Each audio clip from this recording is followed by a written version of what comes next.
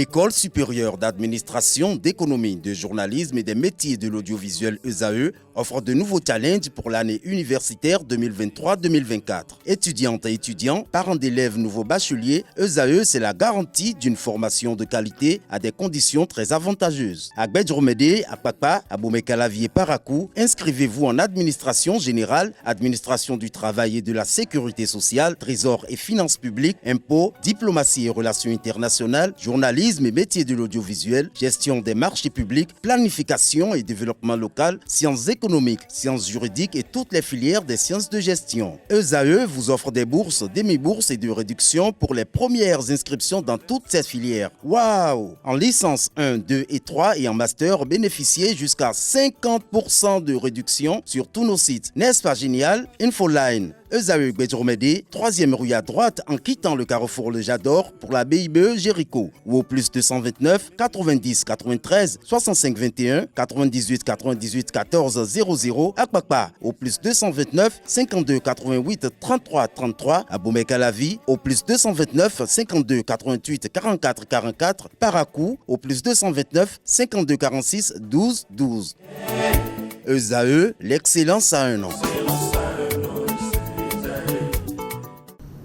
Comment la CRIET avait jugé, ou bien quelle position avait-il ces juges avant d'émettre cette condamnation passée que la Cour a annulée? Parce que pour le même procès, la même personne a été condamnée à 7 ans de prison avec 300 millions d'amende. Et une fois annulée, la même personne vient d'être condamnée à 2 ans ou bien à 3 mois de prison. À 3 mois de prison, plus amende, combien d'amende? 2 millions d'amende. C'est quoi? Quelle alchimie, quelle magie ils ont fait ces juges-là pour réduire cette condamnation? Voilà quelqu'un qu'on a condamné à 7 ans de prison, qui n'est pas en prison actuellement, qui est quand même en exil. Et qu'on me dise que la Cour suprême a revu cette condamnation et qu'on lui donne aujourd'hui 3 mois et 2 millions et quelques d'amende. Moi, en tant que citoyen, ça m'embête. Ça m'embête dans le cas où je me dis il y a des cas pareils dans nos prisons au Bénin. Que voulons-nous? Nous sommes les mêmes qui clamons qu'aujourd'hui, la justice est vassalisée, la justice est à la solde, la justice est le prolongement de l'État ou du gouvernement.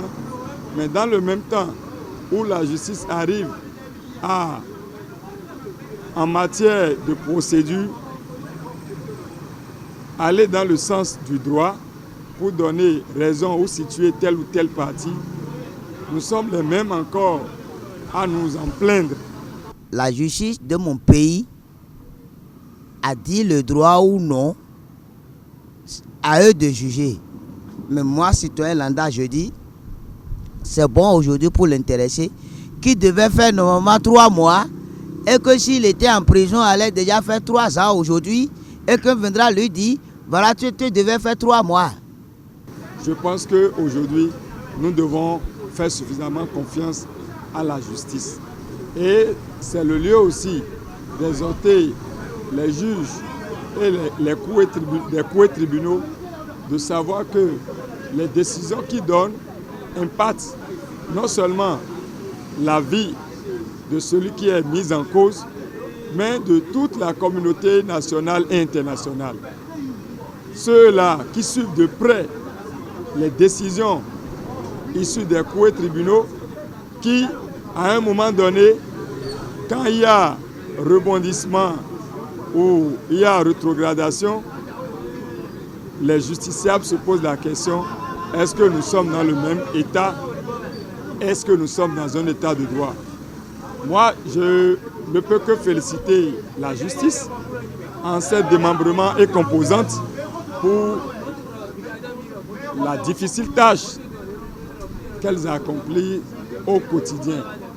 Et exhorter aussi les justiciables à toujours croire en la justice et toujours exercer toutes les voies de recours possible en matière de jugement.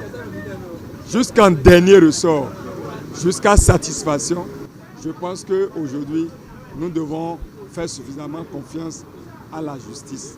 Je remercie aussi le pouvoir exécutif à travers ces bonnes idées. Donc je le remercie beaucoup pour que notre papa puisse revenir dans le pays au sain et sauf, pour qu'on travaille la main dans la main pour que la paix règne.